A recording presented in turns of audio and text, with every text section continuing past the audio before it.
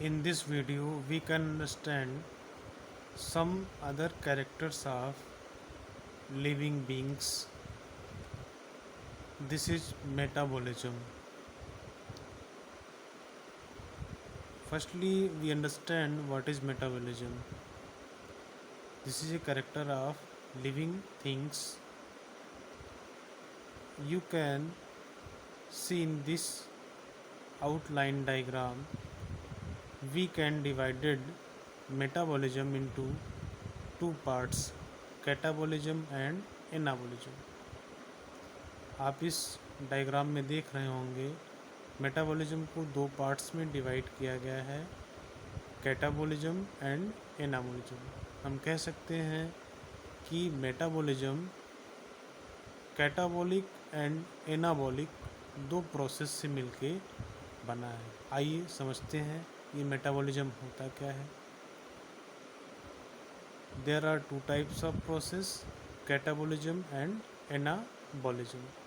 Firstly, we understand catabolism. It means breaking of complex food into simple form. Complex food का simple form means glucose में break होना क्या होता है, catabolism होता है। फॉर द एग्ज़ाम्पल, जैसे कोई भी फूड हम ओरली इंटेक करते हैं तो ओरली इंटेक करने के बाद उसको टीथ के द्वारा क्रश किया जाता है, सलाइवा मिक्स होती है, पार्शियली डाइजेशन स्टार्ट होता है। अब वो फूड पाइप जिसको हम ओइसोफेगस के नाम से जानते हैं, वहाँ से होता हुआ हमारे स्टमक में जाता है, इंटर करता है स्टमक में।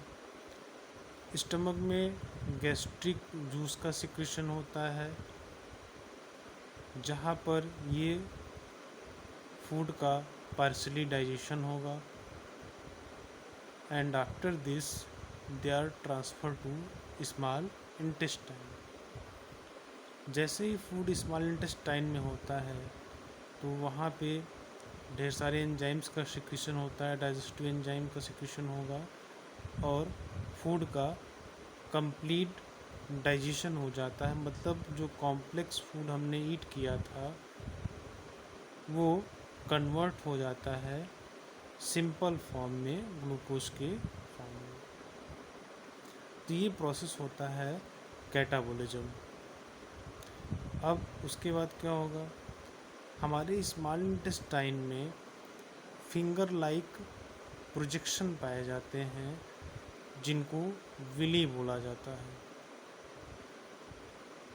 इस फिंगर लाइक प्रोजेक्शन के अंदर अगर इसका स्ट्रक्चर देखें तो inside this finger like projection blood capillaries are found. अब होता क्या है, डिफ्यूजन के प्रोसेस से ये ग्लूकोज विली के थ्रू एब्जॉर्ब कर लिया जाता है। वहाँ से ये ग्लूकोज ब्लड में डिज़ोल्व होगा। उसके बाद ये हमारे ब्लड सर्कुलेटरी सिस्टम में इन्वॉल्व हो जाता है और ब्लड सर्कुलेशन के थ्रू एवरी सेल्स तक, बॉडी के एवरी सेल्स तक ये पहुंचता है, जहाँ पे इसका ऑक्सीडेशन होता है और ऑक्सीडेशन के थ्रू ग्लूकोज का जब ऑक्सीडेशन होता है तो एनर्जी जनरेट होती है, जिसका यूज़ हम अपनी वाइटल एक्टिविटी के लिए करते हैं। अब जो ग्लूकोज कंटेंट बच जाता है, रेस्ट हो जाता है, तो ये जो ग्लूकोज का रेस्ट पार्ट है वापस फ्यूचर यूज़ के लिए ये ग्लूकोज के जो मॉलिक्यूल्स हैं ये कंबाइंड होते हैं और कंबाइंड होने के बाद एक कॉम्प्लेक्स स्ट्रक्चर बनाते हैं जिसको हम फैट बोलते हैं। ये कार्बोहाइड्रेट का एक कॉम्प्लेक्स फॉर्म है। तो ये फैट हमारी बॉडी में फ्यूचर यूज़ के लिए स्टोर हो जाता है। तो आपने यहाँ क्या देखा, ग्लूकोज के मॉलिक्यूल, ढेर सारे ग्लूकोज के मॉलिक्यूल कंबाइंड हुए और एक कॉम्प्लेक्स स्ट्रक्चर बना लिया। तो ये हो गया एनाबॉलिज्म। तो मेटाबॉलिज्म कैसे बना है? दो प्रोसेस से बना है, catabolism plus anabolism. Another living character is cellular organization.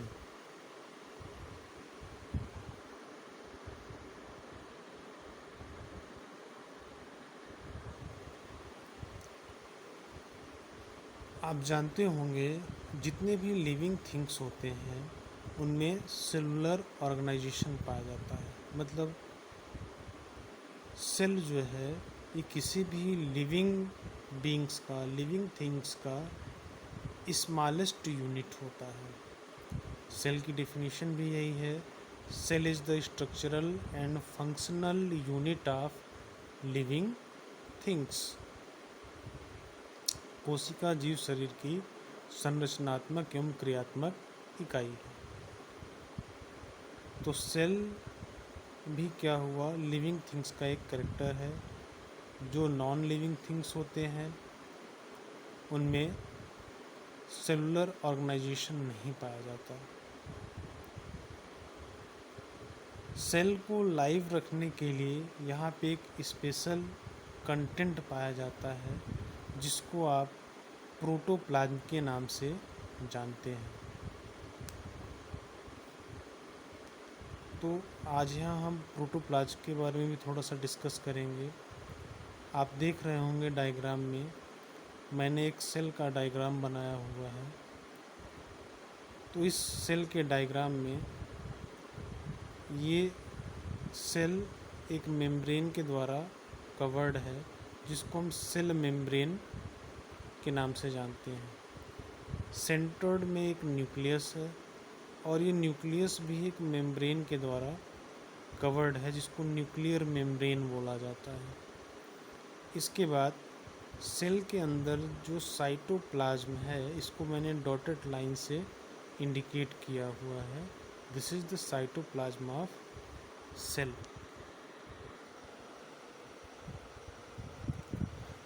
कुछ स्टूडेंट कंफ्यूज हो जाते हैं प्रोटोप्लाज्म और साइटोप्लाज्म में। तो यहाँ मैं आपको बता दूँ कि प्रोटोप्लाज्म और साइटोप्लाज्म में डिफरेंस होता है। प्रोटोप्लाज्म क्या है? Protoplasm equal to cytoplasm plus nucleus.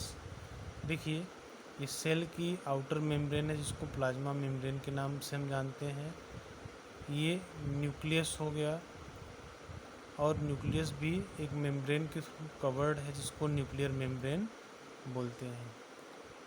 अब क्या हुआ, इस प्लाज्मा मेम्ब्रेन के अंदर सेल की ये प्लाज्मा मेम्ब्रेन है, सेल मेम्ब्रेन या प्लाज्मा मेम्ब्रेन, इसके अंदर जो भी कुछ आपको दिख रहा है inside the plasma membrane the whole content is protoplasm including nucleus. मतलब इस प्लाज्मा मेम्ब्रेन या सेल मेम्ब्रेन के इनसाइड जो भी कुछ आपको दिख रहा है न्यूक्लियस को लेकर, ठीक है, ये साइटोप्लाज्म हो गया। इसी साइटोप्लाज्म में सारे सेल ऑर्गेनेल्स पाए जाते हैं। तो cytoplasm plus nucleus equal to protoplasm. अब साइटोप्लाज्म को कैसे डिफाइन करेंगे?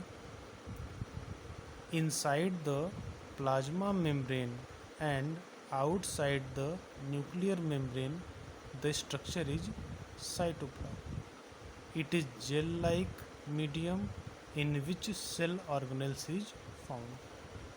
देखिए इनसाइड द प्लाज्मा मेम्ब्रेन के inside and outside of the nuclear membrane the structure is cytoplasm.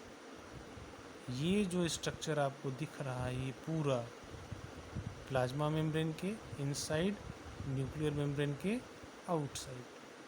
ये एक जेली लाइक लिक्विड होता है जिसमें सेल ऑर्गेनेल्स पाए जाते हैं, जो सेल ऑर्गेनेल्स को न्यूट्रिशन भी प्रोवाइड कराता है। इसको हम बोलते हैं साइटोप्लाज्म। तो साइटोप्लाज्म ही ऐसा कंटेंट है जो सेल को लाइव बना के रखता है। जो भी वाइटल एक्टिविटी होती है, अगर साइटोप्लाज्म नहीं होगा तो सेल लाइव नहीं रहेगा, सेल लाइव परफॉर्म नहीं करेगा।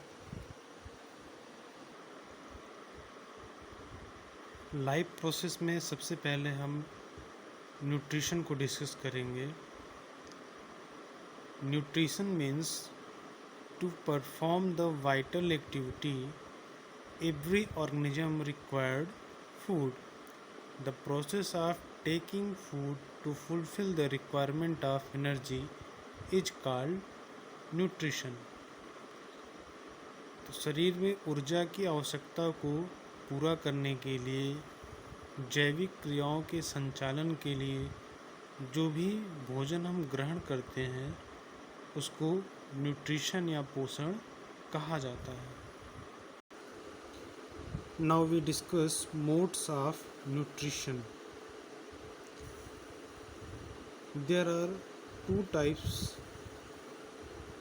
of nutrition, autotrophic and heterotrophic. Firstly, we understand the meaning mode of nutrition. Mode of nutrition means method of procuring food or obtaining food by an organism. किसी भी organism से किस तरह food को obtain किया जाए, या हम कह सकते हैं भोजन लेने का तरीका, जो कि हर ऑर्गेनिज्म का, क्योंकि हमारा वर्ल्ड जो है वो डाइवर्स है, तो every organism have different types of mode of nutrition. तो डाइवर्सिटी के कारण मोड ऑफ न्यूट्रिशन में वेरिएशन देखने को मिलता है, जिसके कारण to types of mode of nutrition known है। फर्स्ट है ऑटोट्रॉपिक, सेकेंड है heterotrophic. Before discussing autotrophic mode of nutrition, firstly we understand what is autotrophs. It can be made by two words, auto and troph. Auto means self and troph means nutrition. We can define this. Autotrophs are those organisms which can made or synthesize their food themselves in presence of sunlight with the help of inorganic material like CO2, water present in their surrounding environment. Autotrophs ऐसे organism होते हैं जो sunlight के presence में inorganic material के द्वारा, जैसे carbon dioxide and water की सहायता से अपना भोजन खुद बनाते हैं। And this mode of nutrition is called autotrophic mode of nutrition. For the example, green plants. The next mode of nutrition is heterotrophic mode of nutrition. यहाँ भी हम सबसे पहले हेट्रोट्रॉफ को अंडरस्टैंड करेंगे। It can be also made up by two words, heteros and troph. The means of heteros is other.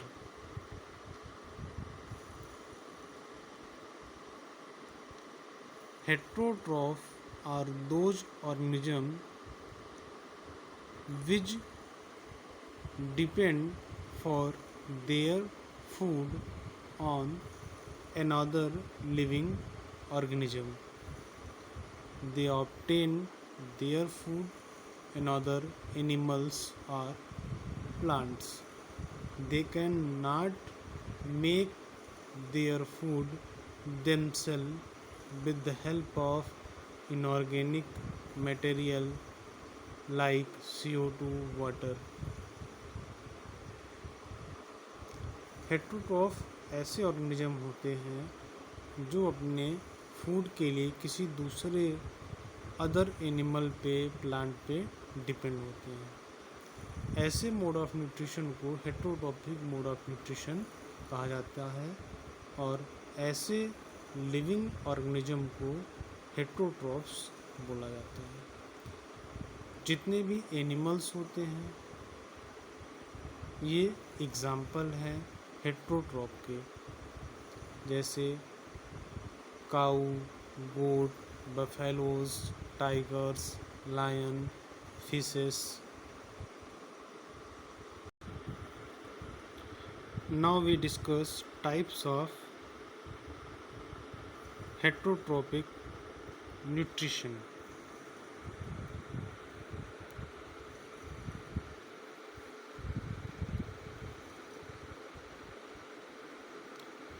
There are three types of heterotrophic nutrition.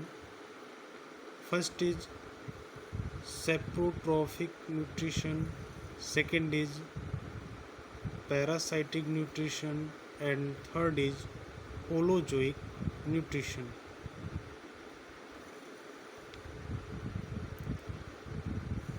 We discuss one by one this type of nutrition. Firstly, we discuss saprotrophic nutrition or saprophytic nutrition. Firstly, we understand what is saprotrophic animal or saprophytic animal. Saprophytes are those organisms which obtain their food from dead plants or dead animals or dead decaying animals' bodies.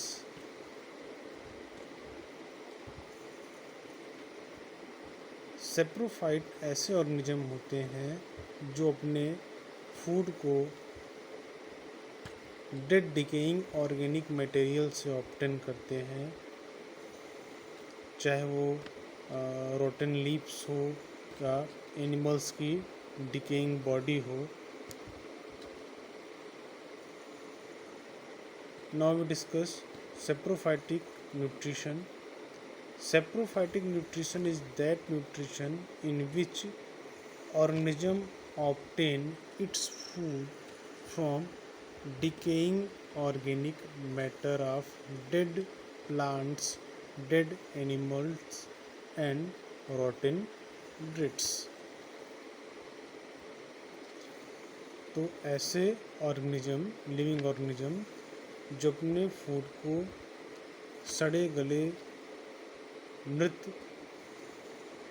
कार्बनिक पदार्थों से, चाहे वो plant हो चाहे वो animal हो, वहाँ से अगर अपने फूड को ऑब्टेन करते हैं तो उसको हम सेप्रोफाइटिक न्यूट्रिशन कहते हैं। For the example mushrooms, east and bacteria. आप लोगों ने फंजाई पढ़ा होगा, तो फंगस जो है जहाँ पे भी डेड डिकेइंग ऑर्गेनिक मैटर होता है वहाँ पे वो ग्रो करते हैं।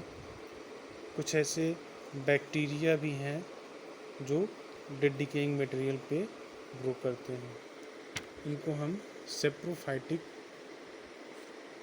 ऑर्गेनिज्म और इनके न्यूट्रिशन को, मोड ऑफ न्यूट्रिशन को सेप्रोफाइटिक न्यूट्रिशन कहते हैं।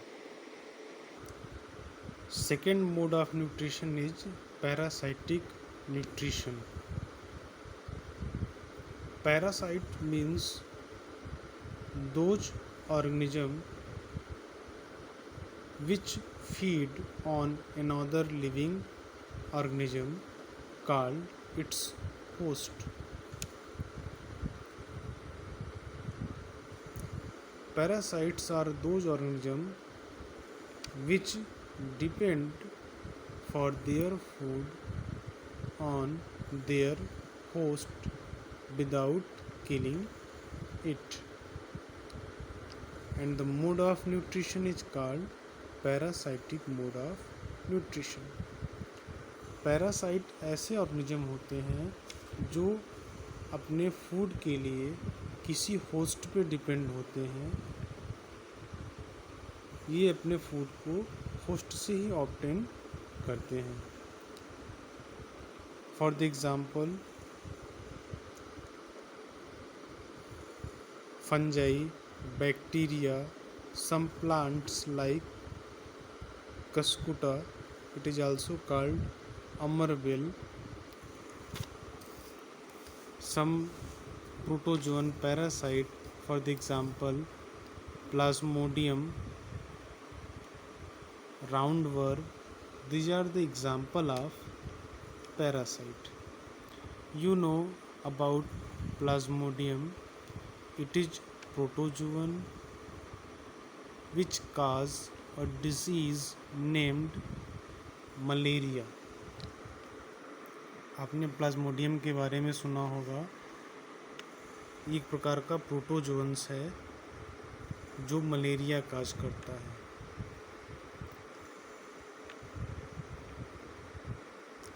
तो यहाँ पे इसके दो होस्ट होते हैं, एक मॉस्किटो और दूसरा ह्यूमन बींग्स। तो ये अपनी पूरी लाइफ साइकिल का कुछ पार्ट मॉस्किटो में स्पेंड करता है और कुछ पार्ट ह्यूमन बींग्स में। आपने अमरबेल भी देखा होगा। ये किसी दूसरे प्लांट से अटैच होके इनमें मॉडिफिकेशन पाया जाता है, स्टेम में मॉडिफिकेशन पाया जाता है, जो किसी दूसरे प्लांट के स्टेम से अटैच होके वहाँ से न्यूट्रिशन को ऑब्टेन करते हैं। Third types of heterotrophic nutrition is holozoic nutrition. Holozoic nutrition is that nutrition in which an organism takes the complex organic food material into its body by the process of ingestion. The ingested food is digested and then absorbed into the body cells of the organism. Holozoic means taking food orally. भोजन को मुंह के द्वारा ग्रहण करना। जैसे आप orally किसी फूड को इनटेक करते हैं और वो फूड पाइप से होता हुआ आपके stomach, small intestine and after digestion जो रेस्ट पार्ट होता है वो ट्रांसफ़र होता है लार्ज इंटेस्टाइन में, वहाँ से रेक्टम एंड उसके बाद बॉडी से पास आउट कर दिया जाता है। तो वेरियस स्टेप से होता हुआ फूड जिसमें डाइजेशन का प्रोसेस इन्वॉल्व होता है उसे हम होलोजोइक मोड ऑफ न्यूट्रिशन बोलते हैं।